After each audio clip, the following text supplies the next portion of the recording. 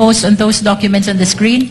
Counsel for respondent will please reply. Your Honor, it was based on the witness's own answer that he did not personally sign. Nonetheless, it does not reflect the exact document referred to by the defense, Your Honor. And that should not be allowed, Your Honor, with all due respect. It is just to illustrate, Your Honor, for the benefit of the senator judges and as well as the public watching so that they can also follow the... Lead prosecutor, we will allow it. So for the information of senator judges, the counsel for the respondent confronted the witness with respect to these affidavits that were part of the investigation conducted prior to his assumption as NBI director. And the witness simply stated that he has no personal knowledge with respect to the execution, or due execution rather, of these two affidavits thus far out of, I presume, 10. May I comment, Your Honor? The lead prosecutor may register her comment. May I know what is wrong with just presenting the exact document instead of those which are marked with XX? Your Honor, I'm afraid it will give a wrong impression to the viewing public that those XX has something to do with inability perhaps, or whatever impression it may give to the witness with respect to the to attending to the subpoena, Your Honor. May we just remove those XX? We don't mind if they flash the documents, but it should be an exact reflection of what the document is. Short rejoinder, Your Honor. No need for a rejoinder. Court is ruled, and the court notes the observation, manifestation, and objection of the lead prosecutor. Again, I think it's quite plain that these are documents that the witness cannot or does not have personal knowledge about because he was not yet the NBI director. Counsel may proceed. Witness may answer. All right, I'll move on. Are you aware that the subpoena was issued to Red Mendoza of Manila Times? I'm aware that there is a subpoena, but on the actual issuance of the subpoena at that time, that will be impossible to be aware of because I'm no longer I'm not yet the NBI director. So in short, he did not sign it? I did not sign okay. it. I think it was signed by Glenn Ricarte. All right, that's enough. Okay. Now, are you aware also that the subpoena was issued to Bons Magsambol of Rappler? Based on the affidavit of investigation, I think it was mentioned. And did you sign that subpoena? It is again signed by a certain Glenn Ricarte. Are you aware that the subpoena was issued to Ana Rosario Malindog Uy, also of Manila Times? Again, based on the investigation report. And did you sign that subpoena? No. All right. Are you aware that the subpoena was issued to Jason Rubrico of SMNI? Again, based on the investigation report. Did you sign that subpoena? Your Honor, may I respectfully interrupt? Lead prosecutor is recognized.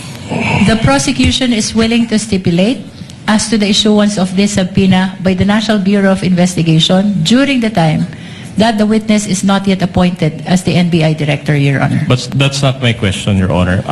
Anyway, Your Honor, unless you're willing to stipulate, counsel, to abbreviate the proceedings, that insofar as the questions of the counsel for respondent is concerned, that for the remaining 4 subpoenas, that the same answer of the witness for the previous 6 ones will be the same.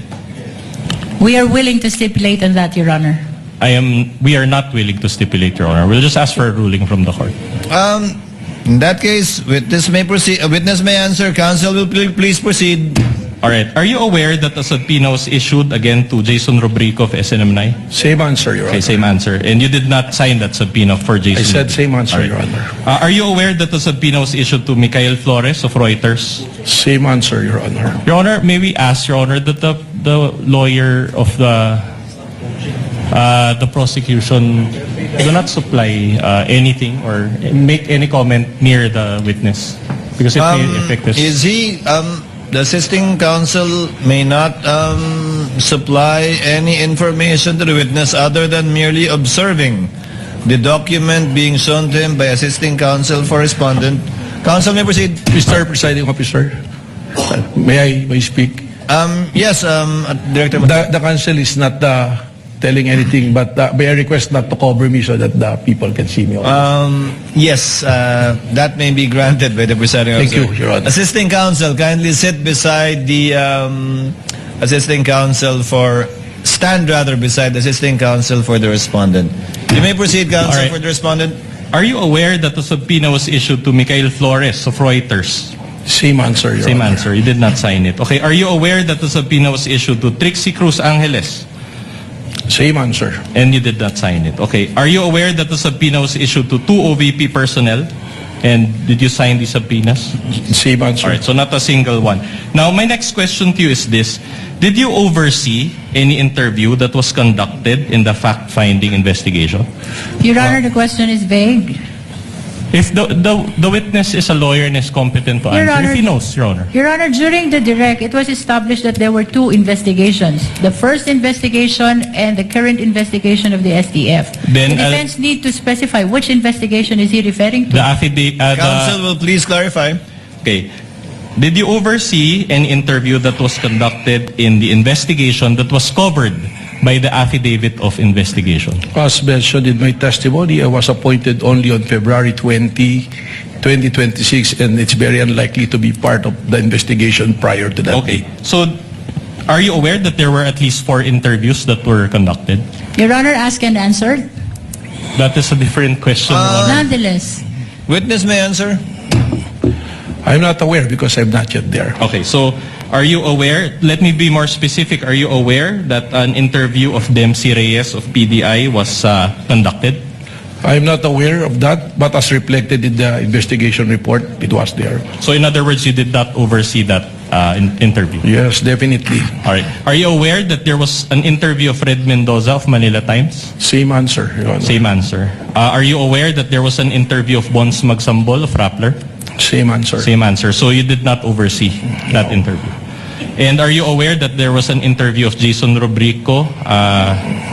Did you oversee this interview? Again, same answer. Same answer. Okay. Did you see them sign any minutes of the meeting? No. No. Did you meet any one of these interviewees? At Before that or time? after? Before or after? Who among the Among the interviewees that I No. mentioned? No. Did you meet any one of their lawyers? No. No. All right. Now, were you even present at the NBI Cybercrime Division office at the time of these interviews? That is impossible. All right. After the interviews, affidavits attesting to the interviews were executed, as you mentioned. Did you oversee the drafting of these affidavits by the NBI agents? Again, very unlikely. I was not present. All right. Your Honor, if I may interrupt, may I just enter a Lead continuing... prosecutor may make a manifestation and or a continuing objection, as I presume she will.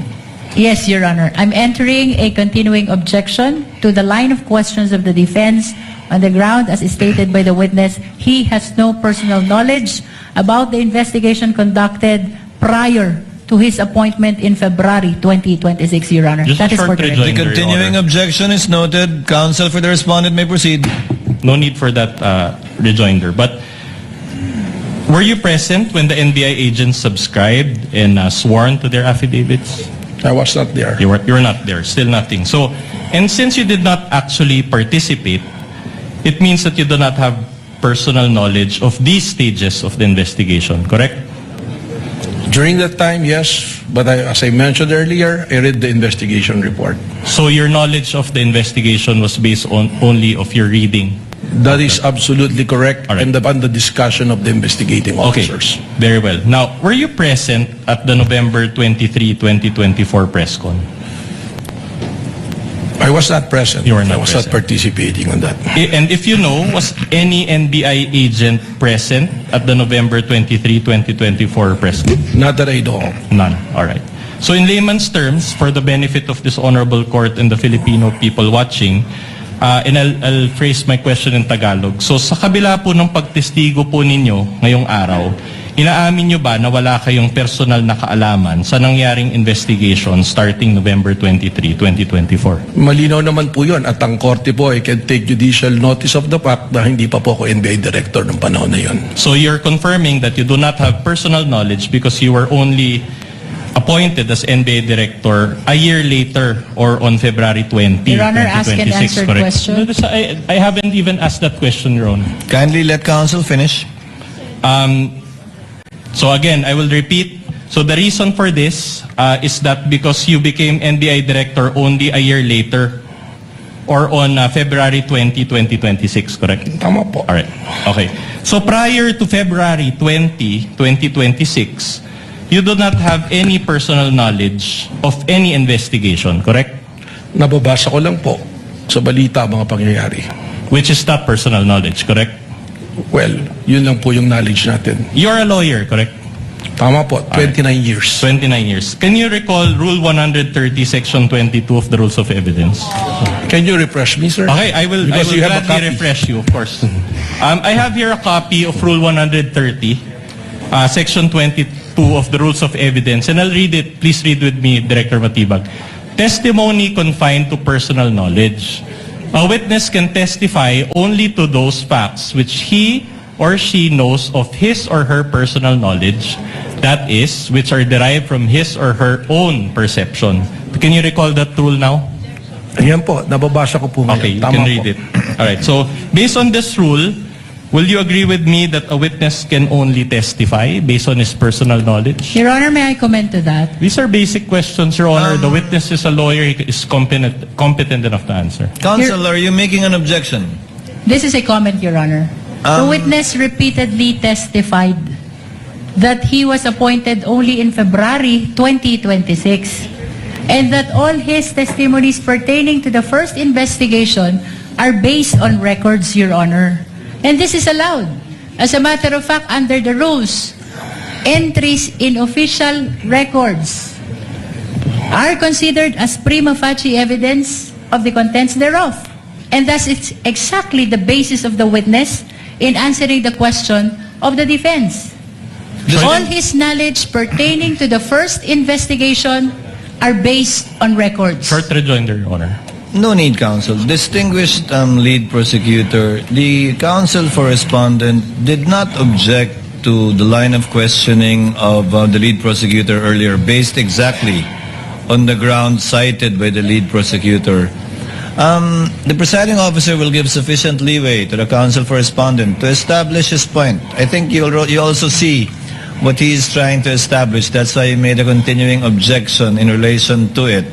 I'll give you some leeway, counsel, but go to your next topic as soon as you're done with this. Thank you, Your Honor. So, again, based on this rule, a witness can only testify based on his personal knowledge, correct? Tama po, pero meron pong mga exceptions sa rule na Alright, yan. okay. If not based on personal knowledge, then that is hearsay, correct? But it's not an absolute rule po dahil may exceptions nga po. Okay, now, I'm trying to look for the Filipino term for hearsay. Ano ba yung hearsay sa Tagalog? Sabi-sabi or chismis? Is that a fair translation? What is a fair translation to you of hearsay? in Your Honor, the Philippines? question of the defense is misleading. He never testified that that is hearsay. No, I'm not As a asking matter him. of fact, he's trying to raise the exception to hearsay. I'm not asking about the exceptions of hearsay. I'm asking a translation of hearsay. Your May Honor. we know- Anyway, I'll move on to... If the witness If the knows, if he does not know, he may say so. Hindi ko po alam kung anong translation dito sa Tagalog. Okay, so I'll just use my own translation, chismis. Anyway, at any rate, kung wala kang personal knowledge, chismis lang yon, tama? Hindi ko naman po naririnig sa korte, ako'y nag-practice din, kahit di translate sa Tagalog, kahit minsan ko po, hindi ko po narinig ng hearsay ginamit ang salitang chismis. Alright, I'll move on.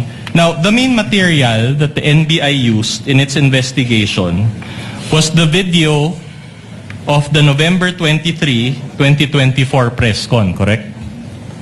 Tama po. Did you watch that whole video yourself? Napanood ko po. The whole video? Well, yung pong importanteng bagay dyan ang aking tinutukan, pero napanood ko po. Alright. Now, let me ask you, do you confirm that in that virtual press con, VP Sara spoke about a lot of topics? Tama po. Alright, I'll show you a portion of that video, and then I'll ask questions thereafter. Now, Your Honor, we beg the indulgence of this honorable court. Again, this video is a little lengthy, but we will only show one video, Your Honor.